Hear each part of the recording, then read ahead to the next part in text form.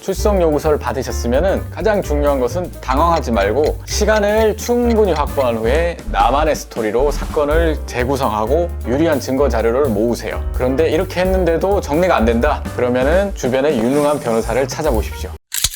안녕하세요. 서병의 폴리스토리 서범석 변호사입니다. 변호사님, 이렇게 변호사 생활 하시다 보면 많은 분들이 이렇게 상담받으러 오실 것 같은데 주로 어떤 분들이 많이 오세요? 경찰 출신이다 보니까 경찰서에서 출석 요구 받았습니다. 이러면서 오시는 분들이 가장 많죠. 출석 요구를 하면 경찰서에 조사받으러 오라는 건가요? 그렇죠. 경찰서에 오라는 거니까요. 네. 이렇게 생각하시면 좋을 것 같아요. 지피지기면 100점 불태다 뭐 이런 말 있잖아요. 나를 알고 남을 알면 100번 싸워도 위태롭지 않다. 내가 누군지를 일단 아는 거죠. 경찰이 나를 왜 불렀는지, 내가 피의자인지 참고인인지, 참고인인데 참고인인지도 모르고 가야 되는 줄 알고 참고인은 출석 의무가 없거든요. 그리고 나를 고소한 사람이 누군지, 그리고 제명이 뭔지. 왜냐하면 그걸 알아야지 언제 일어난 일인지를 알고 내 머릿속에 있는 사건에 대한 생각들을 쭉 정리를 할 수 있거든요. 상대방에 대해서 알아야 되는 거는 그 수사관이 어디 소속인지, 예를 들면 경찰서인지 지방경찰청인지, 경찰서라면은 경제팀인지 형사팀인지 지능팀인지. 왜냐하면은 부서에 따라서 달라지는 부분들이 있고, 경찰서에서 수사하는 것과 지방청에서 수사하는 거는 조금 다른 성격이 있거든요. 경찰서는 고소고발 들어오는 사건들을 처리하는 부서라면은 지방경찰청은 1년에 그 사건 하나만 할 수도 있는 그런 곳도 있어요. 집중적으로 깊이 파고 들어갈 수가 있는 거죠. 네. 근데 출석 요구서에 그런 게 다 나와 있나요?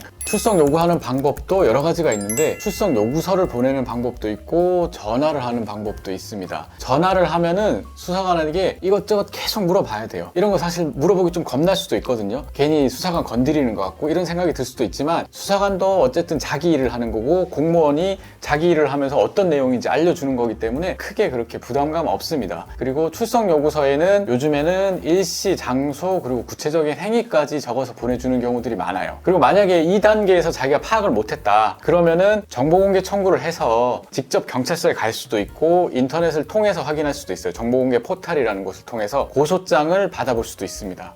그리고 경찰관이 예를 들면은 다음 주 월요일날 나오세요 이렇게 얘기를 한다고 해서 꼭 다음 주 월요일에 나가야 되는 건 아닙니다. 왜냐하면 나도 일이 있고 그리고 내가 준비해야 되는 시간이 있기 때문에 그날은 제가 이러이러해서 안 됩니다. 제가 변호인을 상담을 해보고 변호인 선임을 해서 다시 연락을 드리겠습니다. 이렇게 하셔도 됩니다. 그렇게 시간을 벌어서 내가 가지고 있는 나만의 스토리를 쭉 정리를 하고, 그리고 나서 관련되는 증거 자료들을 충분히 확보한 후에 그리고 출석을 하시는 걸 추천드립니다.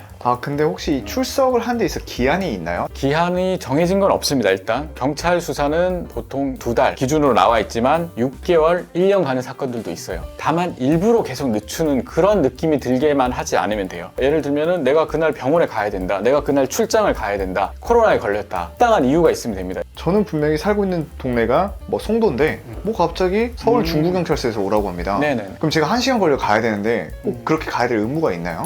그것도 정말 많이들 질문하시는 분야인데요. 경찰 수사의 관할이라고 하면은 범죄지 또는 피의자 주소지입니다. 범죄지는 그 범죄가 일어난 장소, 피의자 주소지는 피의자가 살고 있는 곳, 주민등록상에 이 둘 중에 한 곳이 서울 중부경찰서에 걸려 있다면 가야 됩니다. 그렇지만 그렇지 않다면은 나의 주소지로 사건을 이송 요청할 수 있고, 그리고 만약에 정말 서울 중부경찰서에 범죄지 또는 범죄지가 걸려 있는데 내가 부산에 산다, 근데 서울까지 오기 너무 힘들다, 그랬을 때는 촉탁수사 요청을 할 수도 있습니다.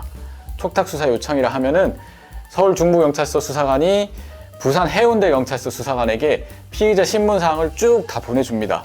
그러면은 부산 해운대 경찰서 수사관이 그 피해자를 부산 해운대 경찰서로 불러서 조사를 하는 겁니다. 하지만 사건의 성격에 따라서는 그 담당 수사관이 꼭 해야 된다 그러면 중부 경찰서에 해야 될 수도 있습니다. 그럼 그렇게 해서 결국 제가 이제 경찰서에 갔습니다. 가면 어떤 조사를 받나요? 우선 인적사항 이런 것들을 확인을 하고 묵비권을 행사할 수 있고, 묵비권을 행사하지 않고 진술한 것은 유죄 증거가 될 수 있고, 그리고 변호인을 선임할 수 있고, 이런 내용들을 고지를 해줍니다. 그리고 나서 이제 초기에 가족관계, 군대를 갔다 왔는지 이런 재산관계, 이런 일반적인 질문을 아주 간략하게 하고요. 그 후에는 이제 혐의에 대한 이제 질문을 하는 거죠. 사실 가장 어떻게 보면 조심해야 될 질문이, 우리가 닫힌 질문이 있고 열린 질문이 있는데, 닫힌 질문은 언제 어디서 이런 일을 했습니까? 하면 네, 아니요라고 답할 수 있는 이런 질문들은 사실 충분히 준비하고 하기 때문에 할 수 있는데, 자, 오늘 왜 왔는지 아십니까? 이렇게 물어보세요. 그럼 뭐라고 해야 될지 조금 애매하기도 하고, 무슨 제 관련으로 제가 출석 요청 받은 걸로 알고 있습니다. 이렇게 하면은 거기에 대해서 한번 아는 대로 한번 쭉 얘기해 보세요. 이렇게 나오는 수사관들이 있어요. 예, 그런 질문이 나올 수도 있다는 거를 한번 염두에 두고 가시는 게, 그래서 전체적인 스토리를 한번 쫙 짜보고 가는 게 좋다는 거죠. 그래야지 다른 증거와 상반되지 않는 진술을 할 수 있는 거죠. 제가 대답 잘못해버리면 그게 계속 저한테 불리하게 작용이 될 수도 있는 건가요? 그럴 수 있죠. 사실 수사관들이 이렇게 조사를 하다 보면은 막 화를 내는 수사관도 있고 되게 친절한 수사관도 있어요. 그 사람의 성격일 수도 있는데, 그게 일단 수사관이 화를 내고 조금 강압적으로 나오는 것 같다, 그러면은 오히려 나한테 유리할 수도 있는 상황이구나, 그렇게 생각하시는 것도 방법이 될 수 있어요. 왜요? 내가 원하는 답을 받기 위해서 조금은 화도 냈다가 이제 수사 기법일 수도 있지만 그런 식으로 할 수 있는 거예요. 그런데 딱 내가 원하는 대로 진술이 쫙 잘 가요. 그러면은 커피도 차주고 뭐 이렇게 괜찮으시냐 하고 막 그렇게 가는 겁니다. 그러니까 수사관이 화를 낸다고 해서 아, 큰일 났다, 나 구속되겠다, 이렇게 생각하실 필요는 없다는 거죠. 오히려 뭔가 잘 따뜻하게 대해주고 하면 이게 더 안 좋게 가는 걸 수도 있겠구나 생각을 해야겠네요. 예, 그럴 수도 있다는 건데 원래 그 수사관이 착할 수도 있으니까요. 네.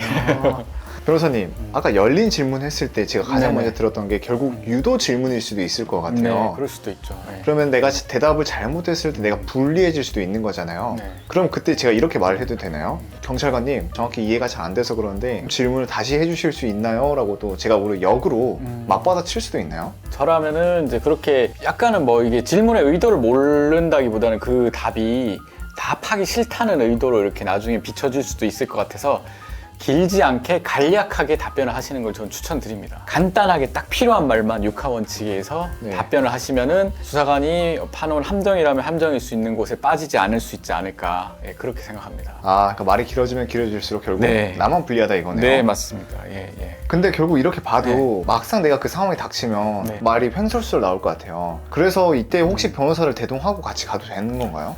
조사 입회라고 하는데 흔히들 변호사를 대동하고 가는 게 예전보다 많이 늘었고, 아무래도 이제 계속 변호사가 발언을 저지하거나 대신 답변해주거나 그러지는 못해요. 근데 너무 아닌 답변을 하는 경우들이 있어요. 그럴 때는 제가 그냥 수사님 잠깐 쉬었다 가시죠, 아니면은 뭐 화장실 좀 갔다 오겠습니다, 이런 식으로 하면서 딱 끊고 의뢰인하고 나가서 왜 그렇게 얘기하시냐고, 지금 우리 입장하고 너무 다르다고, 그렇게 하면은 어딘가에 막 자기가 홀린 것 같이 답을 하고 있었다면서 그렇게 얘기하신 분들도 있었어요. 진짜 이럴 때는 변호사를 꼭 데리고 가는 게 좋긴 하겠네요. 도움이 될 수 있다고 저는 충분히 생각합니다. 예, 그리고 요즘에 이제 진술 녹음 제도라는 게 이제 새로 생겼는데, 그래서 조사를 시작하기 전에 진술 녹음을 할 수 있는데 할 거냐라고 물어봅니다. 근데 저 같은 경우는 진술 녹음 하는 거를 별로 추천드리진 않아요. 자, 진술 녹음을 하면 네. 이걸 녹음을 시킬 겁니다 라고 할 수 있게 해준다는 거죠? 예, 이 조사 과정을 전체를 다 녹음을 하는 겁니다. 처음부터 끝까지. 오히려 그게 좋은 거 아닌가요?